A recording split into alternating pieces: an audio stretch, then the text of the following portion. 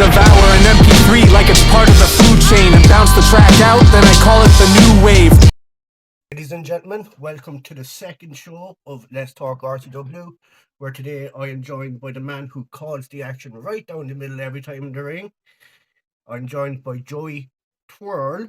How are we doing, Joey? Yeah, not too bad, no, not too bad. I don't have a lot of room here to do the old twirl, but I'm sure people have seen it in the last few RCW shows. Good to see that something's catching on anyway. But yeah, no, thanks very much for having me on. There's a lot more interesting people you could have asked to be on first, so I do appreciate it. There probably could have been, but I thought you would be a good first guest. So, thank you very much. Joey, the first question I'm going to ask you is the question that everyone gets asked who likes wrestling, and that is, what got you into wrestling in the first place? I'd love to be able to give you an answer, but I genuinely don't know. Genuinely, honestly, my earliest memories have all been surrounded by wrestling. Like the first kind of memory I have, or first few memories I have of wrestling, there's kind of two in particular that stand out.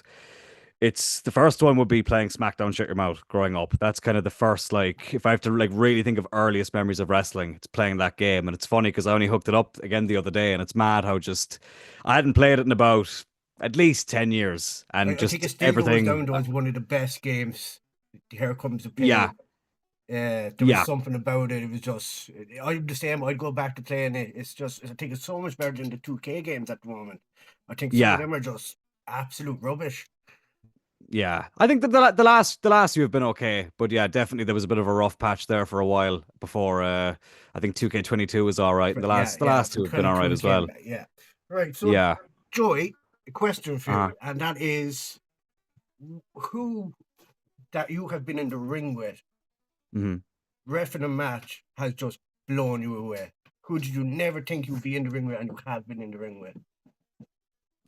God, it's basically everybody, to be honest. But if I have to be a bit more specific about it, I mean, seeing LJ Cleary and his rise over the last few years, it's obviously, you know, part of the local scene as well.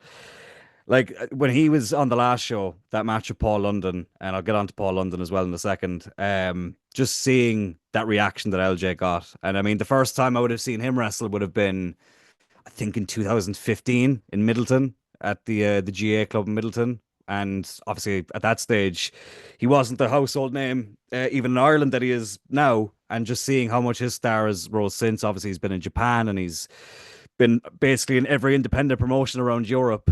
So kind of seeing him after, you know, seeing that rise over the last however many years has been pretty special. But Paul London and Eric Young obviously would be the two that would stand out as well. Paul London in particular, because the first wrestling show I ever attended was back in 2005 in the RDS Arena. It's a SmackDown house show, and the opening match that night was Billy Kidman and Paul London. I think it was for the Cruiserweight title, if memory served me correctly, but it was definitely between those two. And then fast forward, basically 20 years later, and there I am in the ring with him, with LJ Clear, who I mentioned, who's, you know, going to be the next big star to come out of Ireland. He already is a big star, but I think he's barely scratched the surface of what he's actually going to go on and do, you know, over the next few years. So that was a really special moment. Eric Young as well. That was kind of the first, I suppose, guy I grew up watching on TV that I got to share the ring with. That was a really cool moment as well. But there's been so many, like, God, there's even trying, like, Big Damo's another one. I remember watching him on WCPW back in the day. That was kind of, you know, around the time when indie wrestling was really starting to kind of blow up, the UK indie wrestling scene, I should say, or at least it was for me anyway, the first time I'd kind of properly seen it. Yeah, there's been so many, but everybody who I'm able to officiate, like, there's never been anyone who I've looked at and gone, like, you know, everyone blows me away, basically, to make a long story short. Did you ever think you would be standing in the ring with those people, though? Absolutely not. No. Definitely not. I always dreamt of it, but there's never, I still have to pinch myself sometimes, even the odd time going back on the RCW YouTube channel, watching back some of the matches. It's a very surreal experience watching it back. Is there anyone you would like to see in that RCW ring? God, there's loads of people I'd love to see in that ring. I think if I had to pick one right now, we'll say not in WWE or AEW. I suppose AEW guys do independent shows every now and again, but just after seeing him in Dublin last year at OTT, I think Nick Nemeth, that would be a pretty cool one. Matt Cardona as well. I feel like there's an obvious one I'm forgetting. But yeah, probably between one of those two. But again, there's plenty of names I'm sure that I'll probably think of once the interview's finished. And am I right in saying that when you first went to do some training in for wrestling, it was actually to be a wrestler, not to be a referee? Yeah, that's correct. Yeah, I'd done a few training sessions back in 2015, back when CCW was the main promotion here. So I think it was just about to turn 17, or I just turned 17. I'd never had any sort of training before then, and it was always something I wanted to do. So I had 2 or 3 sessions back then, infamously one with Juice Robinson, or CJ Parker, I think is what he was known as back then, which I still get ribbed about to this day. Yeah, that's a podcast in itself. But yeah, when I first started kind of properly training was 2020, so literally just before the pandemic. And yeah, as you say, that was just to be a wrestler. And then one thing led to another, and there I was reffing the first All Munster show that September. So hard to believe that it was 5 years ago now. It's pretty crazy. And do you think you found your thing in being a referee? Yeah, I do enjoy it. I think there was a time where, I'll be honest, that probably, if you told me this time 5 years ago that I'd still be doing it, I don't know if I would have been happy about it then. But now I look at it as, if I could go back and tell myself then all the stuff I've been able to do since, all the people I've shared the ring with, I think that's made it worth it. And not that I ever didn't like reffing, and not that I ever wanted to stop reffing in particular, but I suppose nobody gets into wrestling to be a referee. Yeah, That's the kind of reality of it, you know. But I would genuinely, anybody who's even training to be a wrestler or whatever they want to do in the business, even if you could just ref just one match, not even one show, just one match, Yeah, I do think I've it thought gives you a about different myself a bit perspective on about being wrestling. ref and match. I love to step into that ring and just Yeah. ref and match, but for me, it's like, I know if I had someone like Owen Richards in the ring, that I'm just going to screw Owen Richards over, you know? And don't get on, as Yeah, I'm sure well, some people know by now. I think well, not the last show, but the show before, I think Owen showed what happens if you cross him. So I felt it firsthand. So I wouldn't recommend. I was only recently watching it back, and there's a bit there when he gets hit in the sign. He gets hit with a sign on top of the head. That was from Yeah. me. I threw the sign at him, and I could see you and Billy's face inside the ring, and I didn't know if it was shock or it was a happy face. I better not. I won't comment just in We case he won't beats me up comment on again. that. That's okay. That's okay. So Joey, what has your top moment from RCW been from 2024? From 2024, I think I would say CBL winning the title. I think being there for that. Obviously, I mentioned LJ Cleary and how much his star has rose over the last 4 or 5 years, or whatever it's been. And I think CBL is about to go on that trajectory now himself. Obviously, he's doing stuff up in Fight Factory as well. It's crazy for somebody who's not from Cork to be so over with the Cork audience. Crazy reaction every time he's there. Yeah. Absolutely Yeah, he does. Crazy. I remember his first show he came to in RCW against, I think it was Raven O'Connor he was against in the first match, and then he had Raven in the final. Like, a fella from Cork, from Douglas, getting booed, and a fella from Longford getting cheered. And then when he even went against Raven, it was 50-50 for people in that arena. Mm-hmm. It's a credit to how good he is. And it is a credit to how good he is, because he's. I mean, I didn't even know if Longford was a real place, to be honest, up until I met him. I thought it was a myth of a place, but no, in fairness to him, he's come on leaps and bounds, and obviously now he's the champ. But that story isn't finished. That's gonna keep on going, and very, very excited to see what his 2025 is gonna look like. What would you think is next for the former champ? I don't know. It's gonna be interesting to see what happens there. Obviously, Owen is a very divisive figure, shall we say? But if I had to peel back the curtain ever so slightly, the character Owen Richards and the human being who I've been able to experience, it's kind of night and day between the two. Between one of them kicking the absolute what out of me in the ring. But the other kind of the thing I suppose that other people don't see, and again, I don't want to ruin the magic too much, but he's a big reason I think why I grew in confidence as a referee.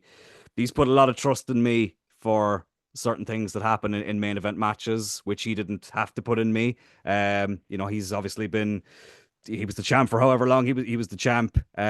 He's a mainstay of the scene as well. He's a big reason why, when I mentioned earlier about not exactly being sure if I wanted to be a ref and stay a ref in the wrestling industry. He's somebody who really made me believe I was good enough to do it.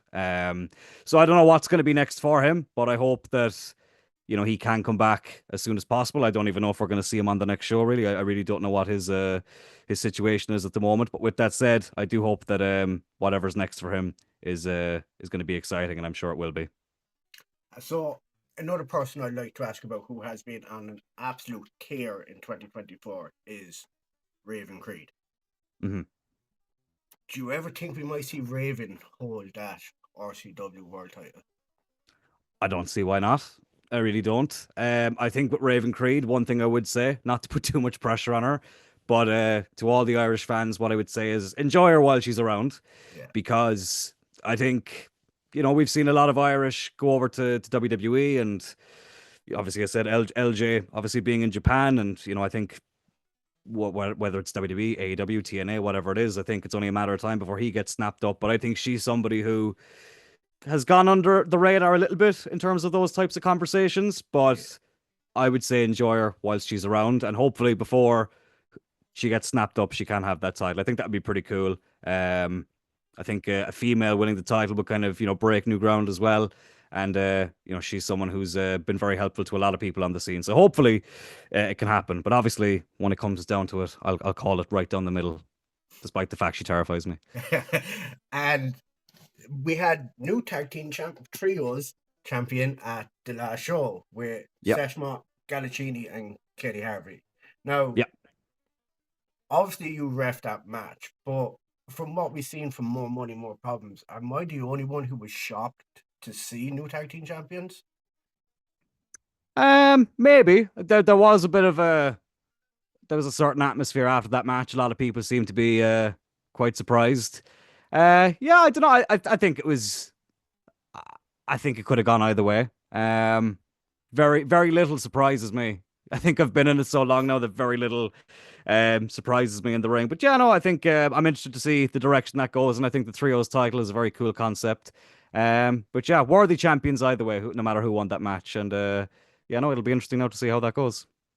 So I'm not going to keep it long, Joy. This will be the last question I ask you. Yep. But how do you stick Luke Barry giving you all that fuss and guff inside the ring? How much do I say here? I'm gonna completely peel back the curtain here. I said I'd give you a glimpse earlier. I'll completely fucking peel it back here. I fucking hated that twirl thing when he first started doing it. I'll be completely honest. I fucking hated every single second of it until I saw how much the fans liked it, and then I went, well, something's after catching on here. I don't know if people remember the first time he tried to get me to do it. I didn't do it. You didn't do it. Yeah, I just couldn't. And then when I started seeing that happening in the crowd, I realized it was starting to catch on. But as much as I resented it for him at first, I have to actually give him a bit of appreciation, because I think that people were used to seeing one ref in basically Irish wrestling show for as long as they did. Shout out to Foxy. And I think that, I didn't exactly have an awful lot going for me at first. There wasn't really, I didn't have a cool nickname. I didn't have anything that the crowd could relate to. So if anything, that has kind of built my relationship with the audience. So as much as I absolutely hated it at first, it's something that I actually do quite enjoy now. So yeah, thanks, Luke, but also fuck you. Well, Joey, I would like to thank you so much for being the first guest here on Let's Talk RCW. And thank you. I will give people a sneak preview to something I didn't want to give a sneak preview, but I will, is our next guest on the show will be the first week of February, and it will be Owen Richards. Oh. So I hope you will watch that as well, Joey, because I'm sure he'll look back at this and see what you said. I will, of course. I'm glad I said nothing bad about him now. No, that's good. So, yeah, Joey, I'd like to thank you so much. And if everyone who watched this could like and subscribe, I would really appreciate it. Thank you so much, Joey. Thank you for your time. Thank you very much as well.